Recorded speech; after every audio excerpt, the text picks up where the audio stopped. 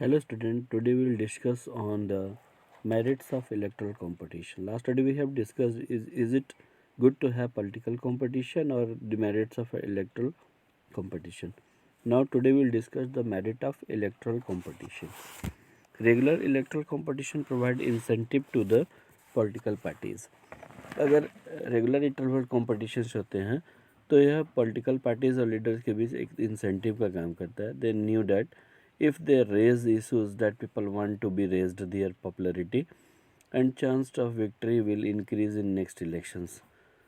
अगर उन्हें पता होती है कि अगर आप जनता के मुद्दों को लेकर के काम करते हैं तो अगली बार भी आपके चांसेस बन जाती है, पॉपुलैरिटी बनती है कि आपकी विक्ट्री निश्चित है और आप नेक्स्ट इलेक्शंस में जीतते हैं. If they fail to satisfy the voters with their work, यदि आप वोटर्स को उनके वर्क से सेटिस्फाइड करने में सफल होते हैं, fail to satisfy the voters with their work and they will not be able to win again, फिर आप दोबारा विन करने के लायक नहीं रह पाते. तो ये जो है merits of the electoral competition है. हम सेकेंड पॉइंट पर डिस्कस करें तो if political party is motivated only by the desire to be power, अगर पॉलिटिकल पार्टी को मोटिवेटेड है तो only by the desire to be in power, even if it will be force to serve the people, and elections give the people to the chance to change their representative if they are unsatisfied with them. Or next point, the fear of the losing in elections keep the representative active and inclined to serve the people. Elections में के time period में लोगों को यह मौका मिलता है कि वो अपने रिप्रेजेंटेटिव को चेंज करते हैं अगर वो उनसे अनसेटिस्फाइड होते हैं. The fear of losing in elections keep the representative active, इससे रिप्रेजेंटेटिव भी एक्टिव बनते हैं and to serve the people, और वो देश की सेवा करते हैं. What is our system of elections today will C.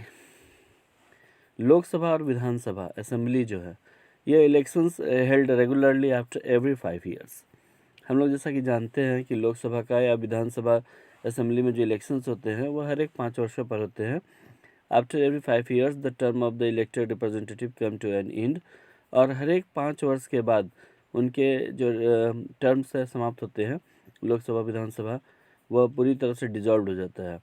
Elections are held in all constituencies at the same time, और जो इलेक्शंस के प्रोविज़न है वो सारे कंस्टिट्यूंसीज में सेम टाइम में डिक्लेरेशन होता है, इधर ऑन द सेम डे और with in a few day, या तो सेम डे या तो फिर उसको फ्यू डे में कराया जाता है. This is called general elections, जो कि जनरल इलेक्शंस के क्राइटेरिया हैं.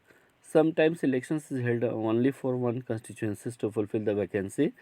कभी कभी तो ऐसा भी होता है कि इलेक्शन कुछ कंस्टिट्यूंसीज में वहाँ के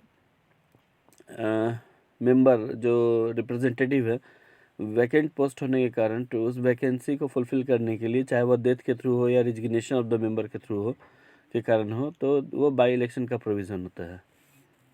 अभी हम लोग बात करेंगे इलेक्टोरल कॉन्स्टिट्यूंसीज का. Okay, just a minute. Electoral constituencies in India we follow in area based system of representative. India में जो एरिया फॉलो किया जाता है वो बेस्ड ऑफ रिप्रेजेंटेशंस है.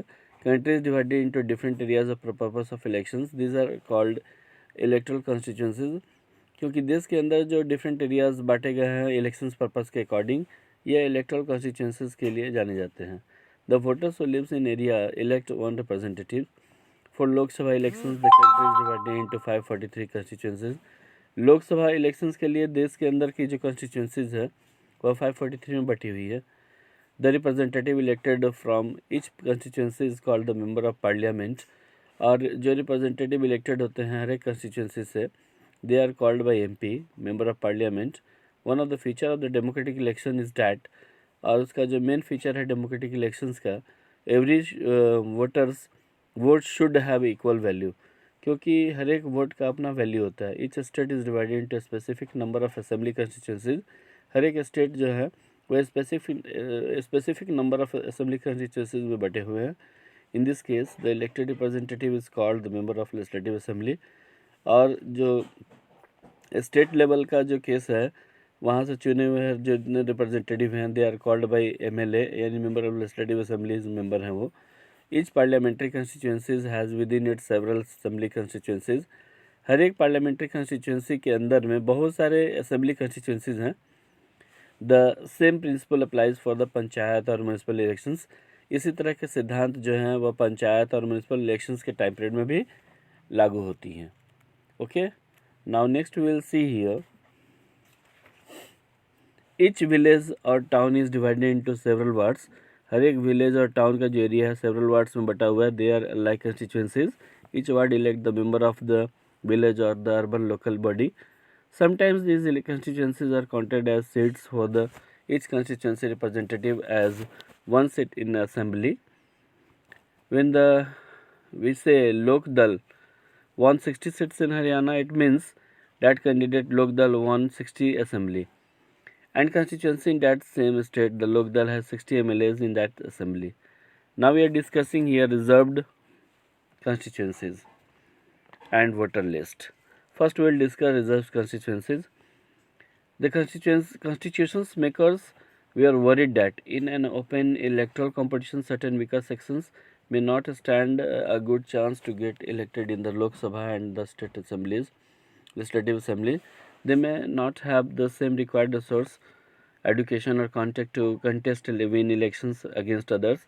Those who are influential and resourceful may prevent them from winning elections. उन पिछड़े वर्गों के लिए वीकर सेक्शन ऑफ सोसाइटी के लिए जो है रिजर्व कॉन्स्टिट्यूंसी का फॉर्मेशन किया गया है। For the given weaker section of the society a fair chance of winning the elections the government thought of the special system of reserved constituencies. The some constituencies reserve for the people who belongs to the scheduled caste scheduled tribes. In SC/ST constituency someone belongs to scheduled caste can stand for the elections and some in case for the ST constituency. Like currently in the Lok Sabha, 79 seats reserved for the scheduled caste or 41 seats for the scheduled tribes. This number is proportional to their share in the total population. Okay. Now last we see here, in the many states, the seats in the rural panchayat or urban municipalities or corporations, local bodies are now reserved for the other backward classes as well. 1/3 of the seats reserved for the in rural urban local bodies for the women candidates. Now we will discuss here the voter list. In a democratic elections, the list of those who are eligible to vote is prepared much before the election.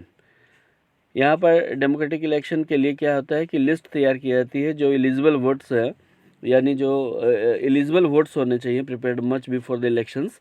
This list is officially called electoral roll बोला जाता है. यह commonly voter list है जहाँ पर लोगों के उस कंस्टिट्यूंसीज के मेंबर सारे लोगों के नाम होते हैं, वोटर्स के नाम हैं. यूनिवर्सल एडेड franchise means everyone should have one vote and each vote should have equal value. In our country, all the citizens aged 18 years or above can vote in election without discrimination on the basis of caste, religion and gender. As new persons attain the voting age, names are added to the voter list. Name of those who move out of the place, those who are dead or deleted. यानी इस voter list में कुछ नाम जुड़ते भी हैं और कुछ नाम एक्सक्लूसिव भी होते हैं. इंक्लूसिव एंड एक्सक्लूसिव दोनों पर्पस है. A complete revision of the list is done in every 5 years. This is done to ensure that they remain up to date. ये up to date रखने का काम करता है. Who cannot cast vote, और जो वोट नहीं डाल सकते, जैसे हम लोग यहाँ पर देखेंगे कि वोट डालने का अधिकार किसको नहीं दिया गया है. Who cannot cast vote. तो some criminals, persons with unsound mind, जो criminals हैं, unsound mind है, cannot be denied the right to vote, but only in the rare situation. Anybody who is not an Indian citizen also not permitted to vote. ये ऐसे लोग हैं जिन्हें vote देने से वंचित किया जाता है. Election photo identity card EPIC जो है उसके बारे में देखेंगे कि in the last few years the new system of the election photo identity card has been introduced.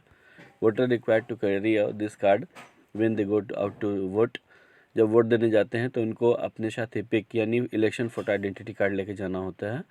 Show that no one can vote for the someone else, ताकि दूसरी जगह आपके जगह पर कोई वोट न दे ले. In case a person does not have the voters card, अगर नहीं होता है तो he can show many other proofs to identify like ration card, driving licence and many more. Now next time will discussion nomination of candidates. Thank you.